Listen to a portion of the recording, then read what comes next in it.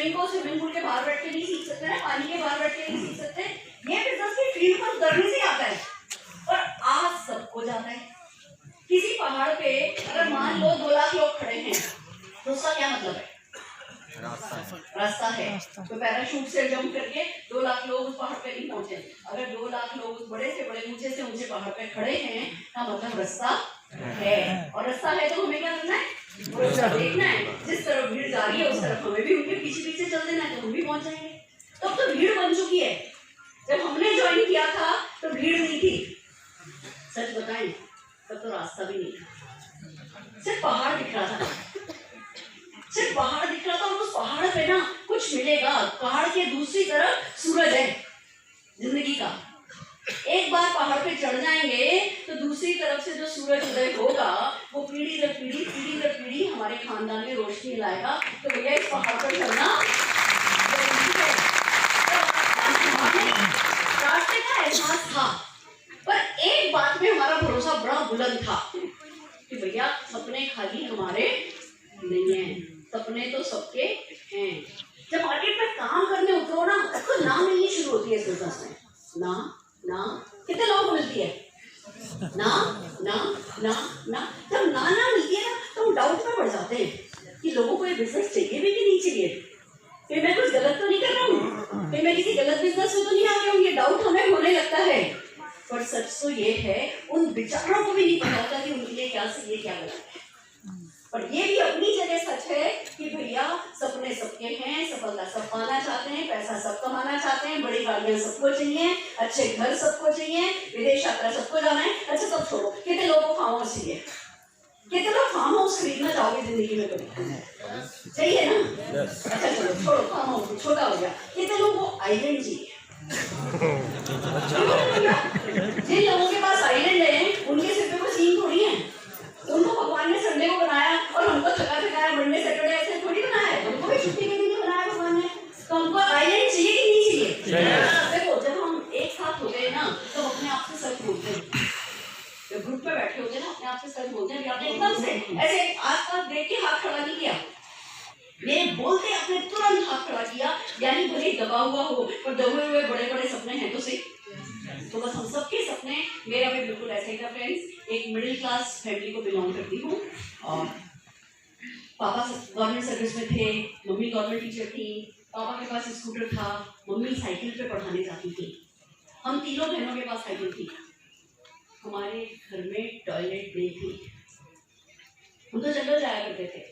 Mummy को जंगल जाना पसंद नहीं था तो अपनी हेडमिस्ट्रेस के घर जाया करती थी और दिन भर पानी भी सोच के पीती थी कि भैया कहीं दोबारा जाना नहीं पड़ जाए, किसी और के दरवाजे पर खटखटाना नहीं पड़ जाए। हम तो उस बैकग्राउंड से हैं। वो जो कहते हैं ना ठेठ हिंदुस्तान, असली हिंदुस्तान, गाँव का जो हिंदुस्तान होता है ना, हम वहां से हैं। पर बस पढ़ाई पर फोकस किया, एमकॉम किया, एमफिल करा, यूजीसी नेट क्लियर करी, पीएचडी करनी शुरू हुई, सब साइकिल पे। मैं रोज की 70-80 किलोमीटर की साइकिल चलाती थी। ट्यूशन भी साइकिल पे जाते थे। फिर आपको पापा डोसा खाने लेकर के जा रहे हैं तो भैया चलो एक बहन से की गई तो दूसरी बहन को डबली करके बैठा लिया। पापा ने तीसरे बच्चे को अपने स्कूटर पे बैठा लिया स्टेपनी पे और हम तो एक स्कूटर जा रहे हैं, साथ साथ डबली पे एक साइकिल पे। हम डोसा खाने में ऐसे जाते थे। वो हमारा इतिहास है। पर पढ़ाई लिखाई करी थी, एक चार्टर्ड अकाउंटेंट से शादी हो गई। मैंने अकाउंटिंग में पीएचडी शुरू करी थी, एमफिल थी। एक चार्टर्ड अकाउंटेंट आए और बहुत जोर से हंसते थे तो पसंद आ गए, बस चलो उनसे शादी हो गई। एक ही चीज काफी होती है, कोई हंसता दिख जाए और जिसकी हंसी के लिए आप जिंदगी में कुछ भी करने को तैयार हो। मैं आपसे पूछती हूँ, आपके पास जिंदगी में कोई ऐसा है जिसकी हंसी के लिए आप कुछ भी करने को तैयार हो? यस। ताकत वहीं से आएगी, ताकत हमने से कोई नहीं देगा आपको। हम आपको ज्ञान दे सकते हैं। जो असली ताकत आपको आएगी, जिस किसी से आप प्यार करते हो ना, जिसकी हंसी के लिए आप कुछ भी करने को तैयार हो ना, सारी ताकत वहां बैठ के है। कोई है कोई जिसको बहुत प्यार करते हो? मैं करती थी अपने बच्चे से। एक सिंपल से परिवार में शादी हुई, पढ़ी लिखी थी और घर बैठा दी गई। क्या जरूरत है तुम्हें कुछ करने की? सब कुछ है तो सही, खाने को रोटी है तो सही। और ये बात तो सच भी है, खाने को रोटी सबके घर है। उनका तो कोई नहीं सोता। भगवान जिसको दुनिया में उतारता है ना, खाने को रोटी तो दे ही देता है। तो हमारी बात की थी ब्रेकफास्ट में क्या बनेगा, लंच में क्या बनेगा, डिनर में क्या बनेगा, ये सब चलता था। हस्बैंड सुबह 7:30 बजे चले जाते थे, जाने का टाइम फिक्स था। एक काम करेंगे प्लीज, पीछे ना हॉल के बाहर कुछ लोग बैठे हुए हैं, थोड़ा सा ये आगे जगह है, यहाँ से आइए प्लीज। आप लोग इधर से घुसने की कोशिश कीजिए, कहीं से घुस के देखिए मॉनिटर करने के लिए। तो कई बार ऐसा हुआ है कि हम सारी रात के लिए बस में गए हैं और कंबल बिछा करके उस कंबल पे निशान को सुला लिया करते थे। तो ये जो बच्चा जो आज वॉल्वो में 70 लाख की गाड़ी में होम मीटिंग करने जा रहा है ना, ये ऐसे नीचे जमीन पर सोया है। तो अगर हम कभी जमीन पर बैठे हो, अच्छे के लिए दाग भी अच्छे, अगर कुछ करने से कुछ अच्छा होता है तो दाग अच्छे, कुछ करने से, थोड़ी तकलीफ उठाने से जिंदगी में कुछ अच्छा हो जाए तो भैया कर लेना चाहिए। तो बस दोस्तों, ब्रेकफास्ट में क्या बनेगा, लंच में क्या बनेगा चल रहा था। हस्बैंड सुबह 7:30 बजे निकल जाते, किसी कंपनी में काम करते थे, किसी और के लिए 70-80 किलोमीटर वो स्कूटर चलाते थे। सुबह सुबह सफेद रंग का रुमाल बांध के, काले रंग का हेलमेट लगा के, काले रंग के अपने वेस्पा स्कूटर को स्टार्ट करके वो जो निकलते थे, जब 70-80 किलोमीटर बाद दिल्ली में घर लौटते थे तो वो सफेद रंग का रुमाल ना काले रंग का होता था और उनको अस्थमा था। मुझे शादी के बाद पता चला उनको अस्थमा था। मैंने तो जिंदगी में कभी कोई एनाल्जेसिक भी नहीं खाई थी, कभी मेरे तो सिर में भी दर्द नहीं हुआ था। और मैं इनको दवाइयों में दवाइयाँ स्प्रे लेते थे, रात को 2-2 बजे तक बैठ करके सोते थे, लेटते थे तो सांस होती थी। और मैं सोचती थी मैं इनकी कैसे मदद करूँ। जब ये वो रुमाल धुलने डालते थे और वो रुमाल पे जो काली काली जो धारियाँ बनी हुई होती थी ना जगह जगह पे, वो मेरे यहाँ दर्द करती थी कि मैं इनको कैसे मदद करूँ, क्या करूँ कि इनकी जिंदगी को थोड़ी आसान हो। बहुत संघर्ष कर रहे थे, बहुत मेहनत करी इन्होंने, एक जॉब करी, उसके साथ पार्ट टाइम कुछ शुरू किया, फिर बैठा नहीं मामला, वही 7-8 हज़ार की इनकम, फिर प्राइवेट प्रैक्टिस शुरू करी, काम बहुत मिल गया। जैसे ही प्राइवेट प्रैक्टिस शुरू करी, देखो एक बात बताती हूँ आपको, कहते हैं लड़की पराई होती है। बहुत सारे जेंट्स हैं इस हॉल में, इसलिए बात बता सकती हूँ, लेडीज को तो आसानी से ना ये डाइजेस्ट भी नहीं होती है जो बात मैं बताने जा रही हूँ। कहते हैं बेटियां पराई हो जाती हैं, यस और नो? सच ये है, शादी के बाद बेटा पराया हो जाता है। वही बेटा जो शादी से पहले वही टीवी देखता था, वही मस्ती करता था, वही 7-8 हज़ार रुपया कमाता था, तो माँ के लिए क्या था, राजा था, मेरा बेटा। और जैसे ही शादी हो गई, अब घर में खर्चे के लिए कितना दे रहा है, क्या कर रहा है, क्या नहीं कर रहा, वो बेटा जो मतलब जिसकी शादी भी माँ नहीं करी, लड़की की माँ लेके आई, गरीब उन पे भी माँ नहीं भेजा, और अचानक से बस वो 1.5-2-3 महीने में क्या घर में होता है कांड। वही माँ कुछ अलग ही अपने बेटे को समझने लगती है। वो कहती है भैया तू तेरा घर आ गया, तू जमा तेरी गृहस्थी। बेटे से नहीं परेशान होती है, वो बहू से परेशान हो रही है। वो घर में अचानक से छन छन करती पायजे पहन के एक लड़की आ जाती है और आपके बेटे को आपके साथ शेयर करने लगती है, बांटने लगती है। वो किसी भी माँ के लिए आसान नहीं होता बचाना। और फिर वो अपनी बहू को हर्ट, क्योंकि बहू से हर्ट हो रही होती है, तो बहू को हर्ट करने के लिए अपने बेटे को हर्ट करने लगती है। उसको पता है कि अगर आज मैं अपने बेटे को कुछ कहूंगी तो इसकी बीवी को बुरा लगेगा, और हर वाइफ को बुरा लगता है अपने हस्बैंड के बारे में बोलने। यस और नो? और बेटा तो सेंटेंस हो जाता है बेटा, मतलब मेरा भी बेटा है, और जब इसकी शादी होगी तो मेरे लिए भी आसान नहीं होगा बचाना कि अचानक से कोई आ गया है। आज तो वैसे फिर भी ठीक है, 2-4 गर्लफ्रेंड होती है, हमें आदत हो जाती है, हमें आदत, आज का जमाना थोड़ा बदल गया है भैया, गर्लफ्रेंड्स के साथ शेयर करने की आदत होती है, तो वाइफ के साथ भी बचा लेंगे। पहले के जमाने में तो ये भी नहीं होता था। तो दोस्तों, मेरे हस्बैंड ना, मतलब मैं समझ सकती हूँ कैसी उनकी धूप की बजी हुई थी, रूह उनकी काफी बड़ी थी कि किसी तरह सफलता पालूं तो घर में जो चिकचिक है कम से कम उसका सेंटर पॉइंट मैं नहीं, और वो सफलता पाना चाहते थे। उन्होंने शुरू किया, उन्होंने खुद का बिजनेस शुरू किया। मैंने उनको इतनी मेहनत करते देखा, मैं आपको बता नहीं सकती। रात के 12-12, 1-1 बजे तक लोगों की, करोड़ों की बैलेंस शीट बनाते थे, और मैं पूछती थी अपनी एक के आगे 7 0 कब लगेंगे, कहते थे कभी नहीं लगेंगे, सो जाओ मुँह फेर करके, मेरे को काम करने। तो मैं कहती थी क्यों नहीं लगेंगे, कहते थे बस सो जाओ, मेरे को बेसिक करने दो। दोस्तों बहुत मेहनत करते थे, काम बहुत था, फाइलें बहुत थी, पर जब अपने ही मेहनत का किया हुआ पैसा लेने के लिए क्लाइंट के पास जाते थे तो क्लाइंट 2-2, 3-3 घंटा बैठा के रखता था, और जिसमें बनता था पैसा उसका 10% देकर के घर भेज देता था कि अभी तक ये निपटा दो फिर करेंगे, ये निपटा दो फिर करेंगे, और काम खत्म होने के बाद फोन उठाना भी। ये सब हमने देखा। मेरे को लगता था मैं कैसे 10-15,000 20,000 रुपया कमाऊं कि इनकी थोड़ी मदद हो जाए। इन्होंने पानी का बिजनेस किया, इन्होंने ये किया, कुछ बिजनेस हर जगह हाथ पैर लगाते थे। कोई मौज मस्ती शौक करते नहीं देखा कि बस भैया एक सफलता बहुत बड़ी चीज होती है। इतना कि अपने बीवी बच्चों को पाल सको, इतनी सफलता तो सबको बेसिक चाहिए होती है। बिजनेस करना क्या आसान है? हमने तो पानी के बिजनेस में भी घाटा खाया, पैसा जो भी था वो भी खत्म हो गया, हमारी सारी हिम्मत टूट गई। बिजनेस कर सकते थे। मैंने जॉब करने का सोचा तो मेरे सिर पर इतना घूंघट था। उनका राजस्थानी परिवार से, राजस्थान के, इतना सिर पे घूंघट। मेरे को सिर्फ एक भाषा हिंदी आती है, बोलना आता नहीं था। मेरे में बिल्कुल आत्मविश्वास था नहीं। पढ़ी लिखी लड़की को भी घर बैठा दो तो कॉन्फिडेंस सारा खत्म हो जाता है। तो मेरे में आत्मविश्वास बिल्कुल था नहीं। नौकरी पे जाने की कोशिश करी, इंटरव्यू दिए, हर एक इंटरव्यू में फेल। बच्चा छोटा जल्दी हो गया था, बच्चा बड़ा हो रहा था, इसके खर्चे थे। हर तीसरे महीने में पैर बड़ा हो जाता था, जूता छोटा हो जाता था। 99 रुपए का लिबर्टी का जूता जब इसको लेके देते थे हमें अच्छा नहीं लगता था। हम भी 400-500 रुपए का, कुछ 600 रुपए का, 800 रुपए का जूता पसंद करते थे और छोड़ के आते थे। अब आपको 600-800 रुपए का जूता हमने छोड़ा, ये बात शायद आपको अजीब लगे, और उस जमाने में 600-800 रुपए का जूता दिलाना अपने बच्चे के लिए, मिडिल क्लास फैमिली के लिए संभव नहीं था। हम छोड़ के आए और तब बुरा लगने लगा। अपने दादा दादी को समझौते करते देखा था, अपने माता पिता को समझौते करते देखा, हम समझौते कर रहे हैं, अगली पीढ़ी का समझौतों का टाइम आ गया था। इसके स्कूल का टाइम शुरू होने वाला था। ये 2-2.25 साल का था तब मेरे को इतनी बेचैनी होने लगी थी कि अगर अब कमाई नहीं हुई तो जब ये 4 साल का होगा इसको स्कूल में भेजूंगी तो क्या किसी नुक्कड़ के स्कूल में भेजूंगी? मन नहीं था। कुल मिला के बात लेकिन अंदर तक ना वो सक्सेस का डेस्परेशन बढ़ गया था। अंदर से आवाज आती थी मेरा नंबर आएगा, अंदर से आवाज आती थी कि कुछ तो होगा।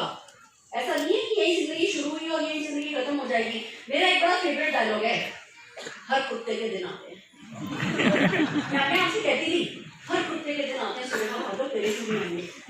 सबर रख, जब मूड खराब होता था ना अपने आप से कहती थी हर कुत्ते के दिन आते हैं, सुबह भागो तेरे भी आएंगे, सबर रख। मैं आपसे पूछती हूँ, आप में से कितने लोगों को पता है कि आपका दिन आएगा? आएगा ही आएगा। आपका दिन बस ऐसे सामने खड़ी है। सफलता ना, जब हम सफलता को असंभव मानते हैं ना तो नहीं मिलती है। जब हम सफलता को संभव मानते हैं ना कि वो सफलता आने को तैयार खड़ी है, तब मिलती है सफलता। तो क्या हुआ? मेरे को था कि भैया सफलता तो मिलनी ही नहीं है। फ्रेंड्स कहते हैं कि विद्यार्थी क्या होता है तो शिक्षक आगे बताता है।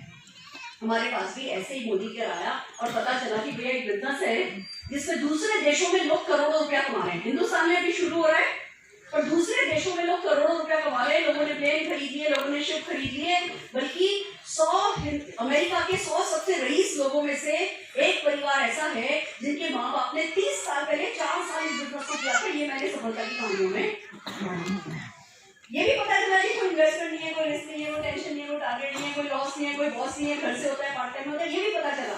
पर बस हमारी खुशनसीबी ऐसी थी कि हमने इस बिजनेस की सादगी पर फोकस नहीं किया। जो लोग इस बिजनेस की सादगी पर, सिंपलिसिटी पर, कि चलो कोई पैसा लगा रहे तो नहीं, चलते देख लेते, चल गया तो ठीक, नहीं तो कोई बात नहीं, जो इसको हॉबी बिजनेस की तरह करते हैं ना वो कहीं नहीं पहुंचते। जो इसको हार्डकोर, भले पार्ट टाइम में करो, पर जो इसको हार्डकोर बिजनेस की तरह करते हैं ना कि भैया इस बिजनेस से सफलता पाके रहूंगा, जो स्थान करके करते हैं ना वही लोग सफल होते हैं। इसकी सादगी पर फोकस करने वाले लोग पीछे छूट जाते हैं। हमारी खुशनसीबी ऐसी थी, कभी हमने इस बिजनेस की सादगी पर फोकस ही नहीं किया। हमने हमेशा इस बिजनेस की ग्रेटनेस पर फोकस किया। भैया फॉरेन ट्रिप, मेरे को पता चला एक क्लब है, ट्रैवलर्स क्लब, जिसमें जब आपके पासपोर्ट पर 100 देशों का ठप्पा लग जाता है ना, फिर उस क्लब की मेंबरशिप मिलती है।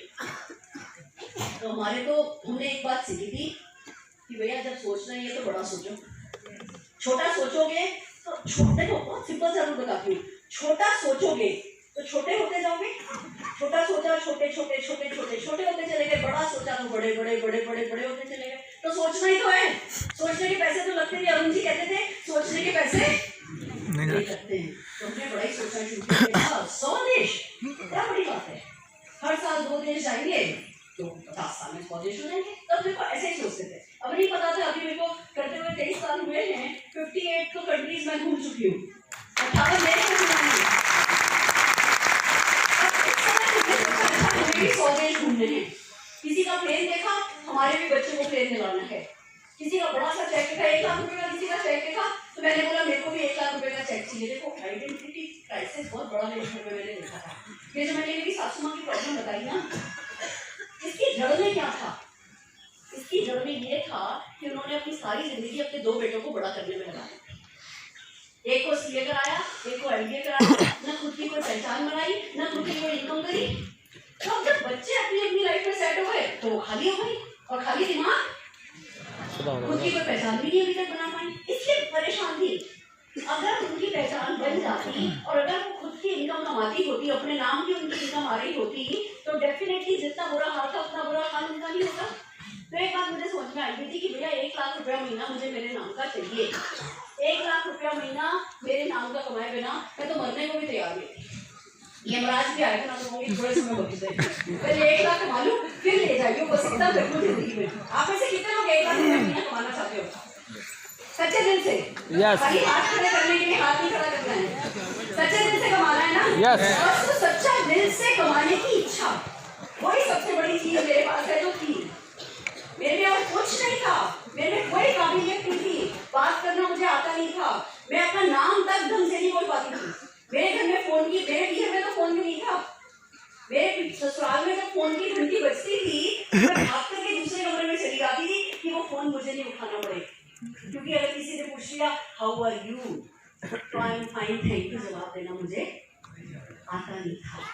और सपना था, इकलौती एसेट, इकलौती खासियत मेरी सिर्फ यही है कि मेरे पास सपना था। मेरे बच्चा जब हो गया तो इसकी वो छोटी छोटी उंगलियां जो पकड़ती थी ना तो बहुत ताकत मिलती है। देखो दोस्तों, छोटे बच्चों को हम अपनी कमजोरी भी बना सकते हैं। अभी तो बच्चा छोटा है, इसको परेशानी होगी, ये बच्चे बड़ा हो जाए फिर देखूंगी, लोग बहाने बना लेते हैं, लोग अपने बच्चों को अपनी कमजोरी बना लेते हैं ना, वो फिर जिंदगी में कुछ नहीं कर पाते। अपने बच्चे को अगर आप अपनी ताकत नहीं बना सकते तो किसको अपनी ताकत बनाओगे?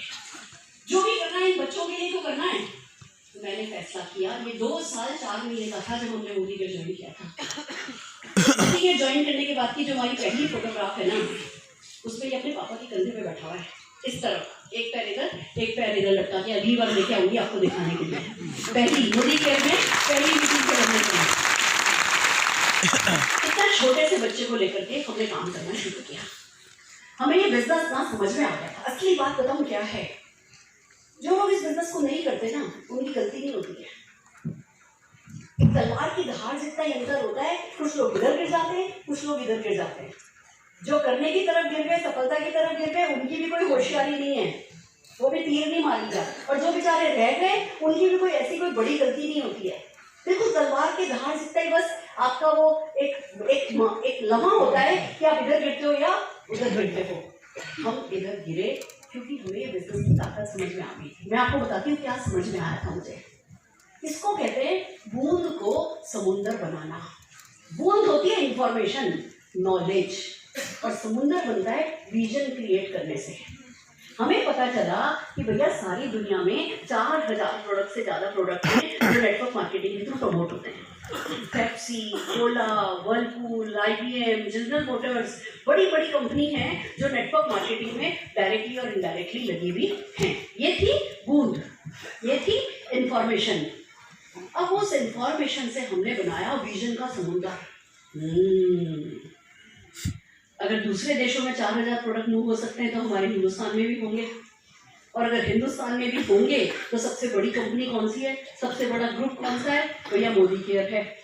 तो अगर 4000 प्रोडक्ट मोदी केयर में आए तो क्या होगा? वो सीन बनाया हमने कि भैया ऐसी 7-8 मंजिल की बड़ी सी मॉल होगी, नीचे बेसमेंट में 5000 गाड़ियों के पार्क करने की जगह होगी, और एक फ्लोर पे FMCG होगा, एक पे वेलनेस होगा, एक पे स्कूटी होगी, एक पे गाड़ी होगी। ऐसे ना ख्वाबों के कोई पंख होते हैं क्या? अगर लगा दो तो बस जितना उड़ना चाहो उड़ सकते हो। हम सोचने लगे ऐसा होगा ऐसा होगा। जो भी हमने लिस्ट पढ़ी थी ना, कोका-कोला, पेप्सी, तो हमने उस बड़े से शोरूम में जहाँ 5000 गाड़ियों की पार्किंग है, बड़ी सी मॉल में पेप्सी के डाले, तब डाले होते थे वो क्रेट, डाले के डाले में ऐसे एक के ऊपर एक, एक के ऊपर एक, एक के ऊपर एक रखे हुए देखे। और हमने सोचना शुरू किया लोग आएंगे, 24 घंटे आएंगे और अपना ट्रॉली लेंगे, सामान सेलेक्ट करेंगे, ट्रॉली में डालेंगे, काउंटर पे जाएंगे, अपना MCA नंबर बताएंगे, Modi care consultant authorization number जो कोड होता है, अपना MCA नंबर बताएंगे और बिलिंग कराएंगे और चले जाएंगे। लोग आएंगे, सामान ट्रॉली में डालेंगे, काउंटर पे जाएंगे, अपना MCA नंबर बताएंगे, बिलिंग कराएंगे और चले जाएंगे। सुरेखा भार्गव, ये काम 24/7 365 दिन होता रहेगा, सारे हिंदुस्तान में होता रहेगा। और अच्छा, अगर अभी मेहनत कर ली ना तो ये सारे MCA नंबर तेरे नीचे होंगे।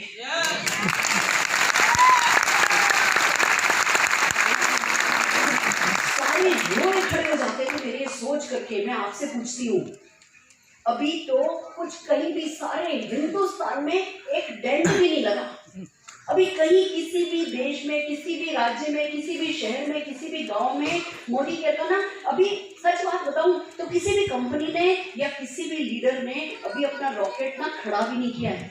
उड़ाना तो बड़ी बात है, खड़ा भी नहीं हुआ है। अभी हम सबके सब लॉन्च पैड बना रहे हैं, अभी तो सिर्फ शुरू हुआ है। अभी आप लोग अगर इस बात को समझ लोगे कि भैया अभी बिजनेस करा, अभी इस बिजनेस को समझा, अभी मेहनत करी, अभी अपना नेटवर्क बना लिया। और एक बात बताऊं, 2, 4, 5 हजार लोग आप नहीं करते हो, ये गलत फहमी है। टीम बनानी है, टीम बनानी है, टीम बनानी है। टीम हम नहीं बना सकते, हम तो खुद को बना सकते हैं।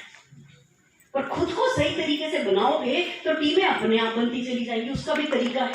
पर बाय चांस वाली बात नहीं है। ऐसा नहीं है कि भैया इनका तो चल जाएगा और इनका नहीं चलेगा, इनका तो चल जाएगा और इनका नहीं चलेगा, ऐसा नहीं है।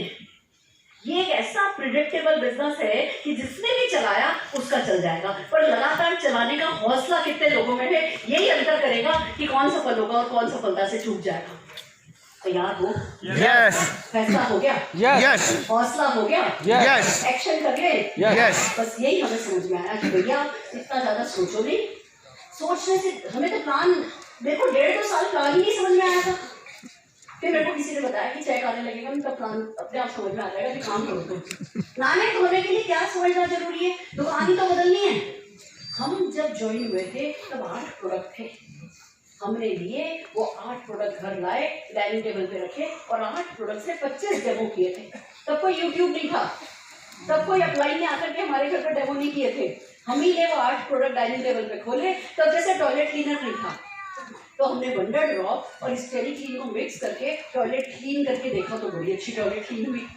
हमने अपनी दीवार पर, बच्चा था घर में तो वो स्टैम्पेड बच्चे गेम खेलते हैं वो था, स्केच पेन था, दीवार पे लगा लगा के ये लगाया, फिर मिटाया, ये लगाया, डेजॉल लगाया, उससे मिटाया। ऐसे हमने 25 डेमो करके देखे। तो हमको एक बात समझ में आई, भैया हमको बोलना नहीं आता पर मोदी के प्रोडक्ट को बोलना आता है।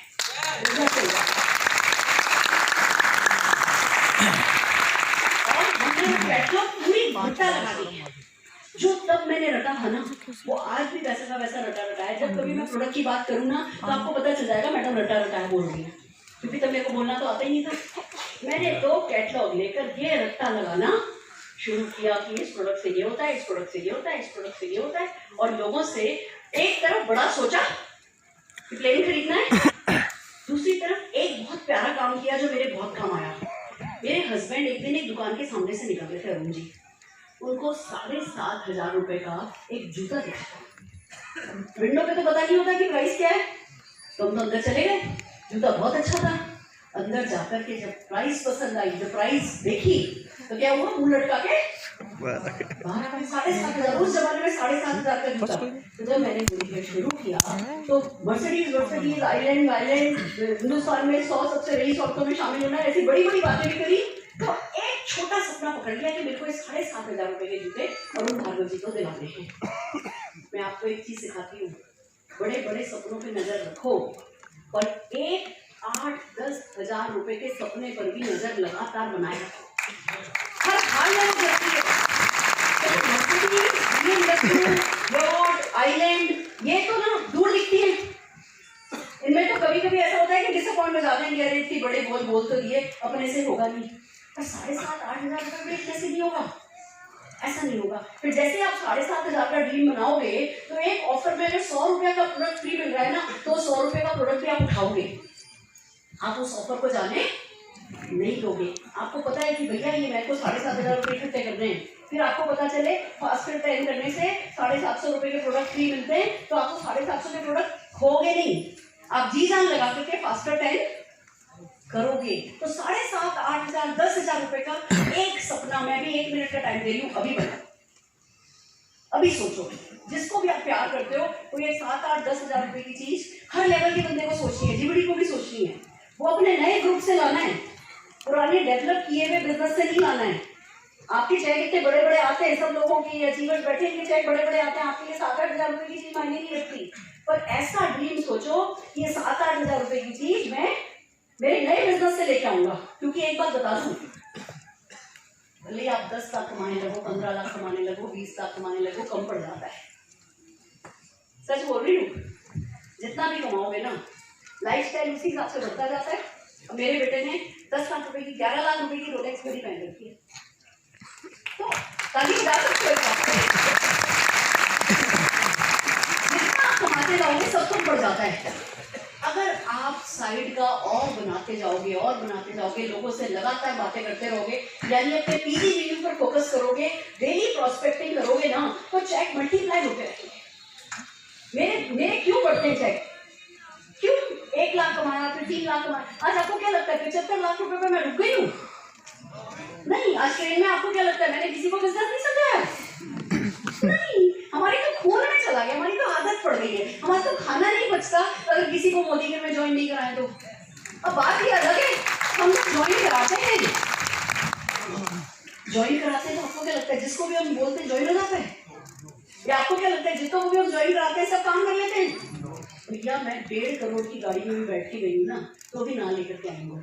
मेरे से बंदा सुनेगा, समझेगा, सारा प्लान समझा, बिजनेस समझा, मेरे को घर तक छोड़ने आया, मैं गाड़ी में बैठी, मेरी खिड़की खुली है, खिड़की में से अच्छा मैं नमस्कार मिलते हैं, मैं कहती हूँ अच्छा सर ठीक है मैं कल कॉल करूँगी, आपको कल बात करते हैं। मैडम रहने दो, ये बिजनेस चलता है। हमने तो 1.5 करोड़ की गाड़ी की खिड़की में से भी ये बिजनेस चलता नहीं सुना है। और मुझे पता है जिस दिन मैं मेरे खुद के प्लेन से भी जाऊंगी ना, उस दिन भी यही सुनूंगी। किसी को मैं आइलैंड पर बुलाऊंगी ना पार्टी के लिए, फिर मेरे आइलैंड से भी जाते वक्त यही कह के जाएगा ये बिजनेस चलता है। ये लोग पता नहीं अपने आप से इतना झूठ क्यों बोलते हैं, उनको पता है चलता है, पर अगर वो मान गए तो सफलता की जिम्मेवारी उठानी पड़ेगी। और सफलता की जिम्मेवारी जो है,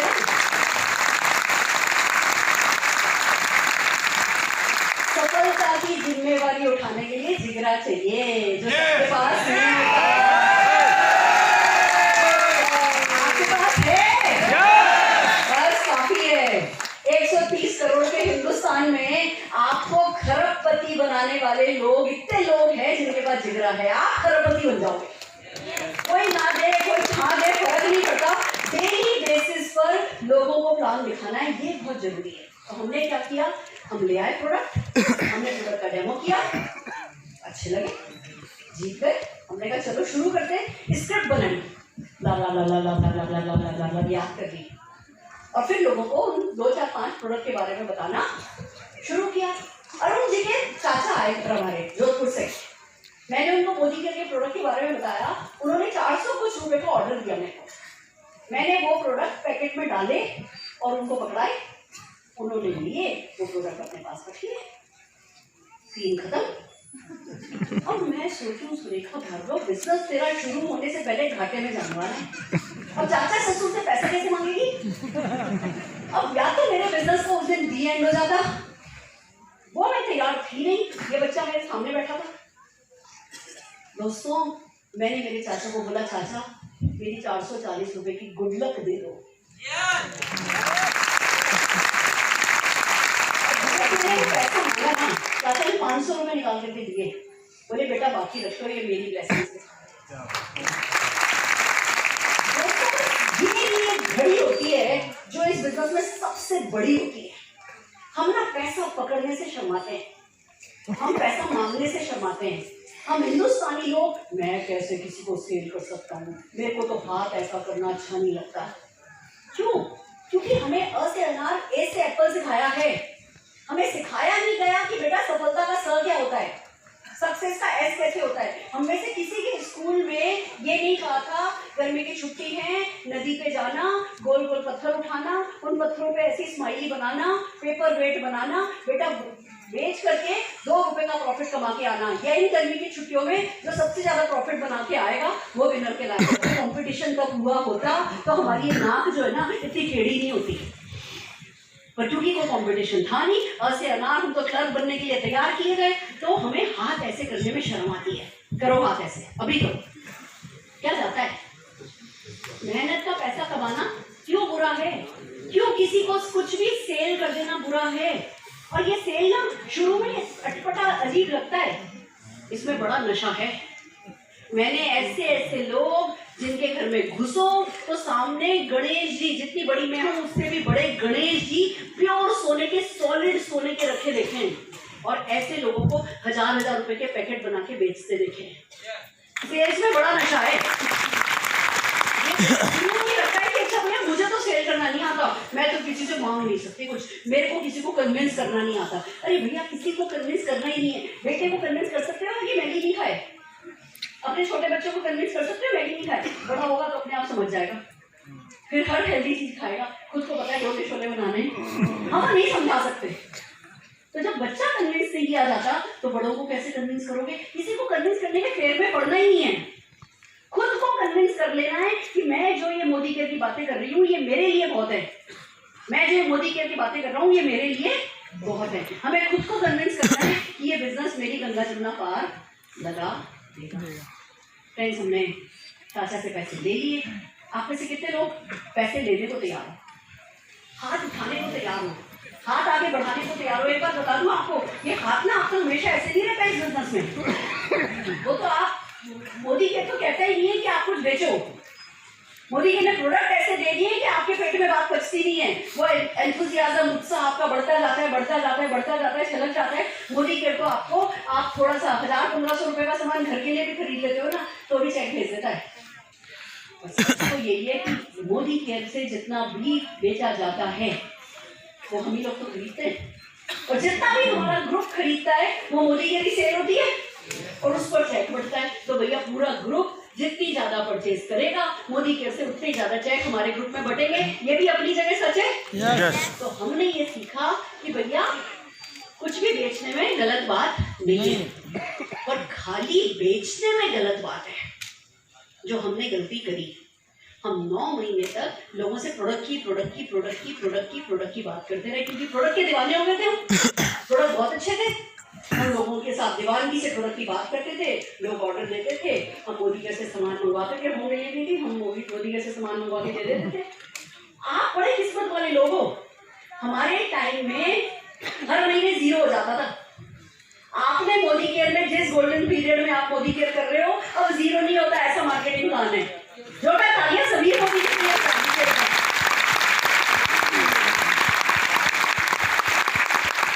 थोड़ा बहुत सेल करते थे, फिर 3% में भी आते नहीं थे, फिर अगले महीने फिर 0, थोड़ा बहुत सेल करते थे, चेक कोई नहीं आया हमारा। 9 महीने तक हमारा कोई चेक नहीं आया। अब सोचो, पहले महीने जब चेक नहीं आया होगा घर वालों ने क्या कहा होगा, दूसरे महीने चेक नहीं आया होगा घर वालों ने, 8वें महीने चेक नहीं आया होगा पड़ोसियों ने क्या कहा होगा, सब हमारा बैंड हो जाता है। बिल्कुल सही शब्द ये है, कोई बातों से कोई ऐसे ऐसी शक्लें हमने बहुत देखी। आपने देखी? इन्हीं शक्लों को अपनी ताकत बनाना है। मैं आपको एक मेरी बात बताती हूँ। एक गाड़ी है जिसका नाम है रोल्स रॉयस। उसका दरवाजा बंद करने के लिए ना ऐसे हाथ से नहीं करना पड़ता, बटन दबाओ तो खट करके बंद होता है। तो मैंने सोचा है वो जो लोग ऐसी शक्ल बनाते थे ना, उनको बीच में खड़ा करके बटन दबाओ।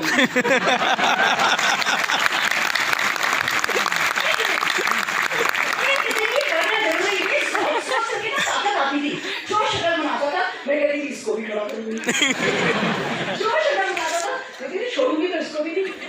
मेरे पास जितनी लंबी लिस्ट प्रॉस्पेक्ट की है ना, उससे बड़ी लिस्ट शायद ना देने वालों की है। अरे हदों पे एकदम, मतलब ऐसा लगता है दुनिया इतनी बेवकूफ हो सकती है क्या? लोगों को अपना भला समझ में नहीं आ रहा, और या हमको हमारा भला समझ में आ गया था। मैं आपसे पूछती हूँ, आपको आपका भला समझ में आ गया? yes. और गड़बड़ तो हमारे साथ कुछ थी भैया, लोगों के पता चले 11,000 के चेक आ गए, 27,000 के चेक आ गए, 77,000 के चेक आ गए, और हमारा तो चेक ही नहीं आया। फिर पता चला मोदी के से 27 लोग विदेश यात्रा जा रहे, वो हमारा दी एंड था। हम भी तो कर रहे हैं मोदी के, हम क्या गड़बड़ कर रहे हैं? हम क्या इस लायक नहीं है? हमसे क्या होगा नहीं? क्या हम फिट नहीं है इस बिजनेस के लिए? लोगों के चेक आ रहे, हमारे क्यों नहीं आ रहे? पता चला भैया मोदी केयर में रोज मीटिंग होती है, आप मीटिंग में जाते हो? हमने कहा नहीं, नहाने धोने के लिए मीटिंग ट्रेनिंग की क्या जरूरत है? हम तो नहा धो रहे हैं, हमारे को प्रोडक्ट हम कर लेते हैं बस। कहेंगे नहीं, बिना किसी इन्वेस्टमेंट का बिजनेस है, और इस बिजनेस में डायरेक्टर आप हो, आप ही डायरेक्ट करोगे सब कुछ, प्रोड्यूसर कोई और है, पैसा उन्होंने लगाना है, पैसा वो करोड़ों और वो लगा रहे हैं, बिजनेस छोटा नहीं है, जाके ट्रेनिंग अटेंड करो। तो हमने लिया भैया, स्कूटर उठाया, अरुण जी को पटाया, अरुण जी कहने लगे मैं बहुत बिजी हूँ, बहुत बिजी हूँ। मैंने कहा प्लीज जाते वक्त आप मुझे छोड़ दो, आधे वक्त मैं ऑटो से आ जाऊंगी, 70 रुपये लगते थे राजौरी गार्डन से घर आने में ऑटो पे। मैंने कहा मैं ऑटो से आ जाऊंगी, आप मुझे जाते वक्त छोड़ दो। बच्चे को लिया, चुन्नी से बांधा, आजकल बेबी बैग आते हैं, तब नहीं आते थे, चुन्नी से बच्चों को बांधा स्कूटर पे अपनी कवर से, और बैठ गए स्कूटर पे। ये मेरे को 35 किलोमीटर दूर ऑफिस ले जाके छोड़ के बाहर से निकल लिए। अंदर गई तो पता चला बच्चे अलाउड नहीं है, अंदर बच्चे ट्रेनिंग रूम में अलाउड नहीं है। बाहर खड़े खड़े सारी ट्रेनिंग अटेंड करी, इधर से उधर भाग रहा था, और मैं एक तरफ इसमें नजर, एक तरफ कान इधर। तब पता चला गणेश जी ने दूध पिया, कौन से बीबीसी चैनल पे आया, वर्ड ऑफ माउथ बहुत पावरफुल चीज है। आप इस बिजनेस के बारे में बात करो, सक्सेस के बारे में बात करो, अपने ड्रीम के बारे में बात करो, आप अपॉर्चुनिटी शेयर करो। एक अकेला करने से नहीं चलेगा, लोग जोड़ो, आप 6 लोग लाओगे, वो 6 लोग लाएंगे, ऐसे ना अंदर बातें चल रही थी और मैं बातें सुन रही थी। एक व्यक्ति ने अपना एग्जाम्पल दिया कि देखो जी, अभी मैं इकलौता हूँ, अकेला हूँ, अगर मैं पूरे 1 साल में 10 भी कर लूंगा ना तो 10 हो जाएंगे, अगले साल वो 10 लोग 10 कर लेंगे तो 100 हो जाएंगे, तीसरे साल वो 100 लोग 10 कर लेंगे तो 1000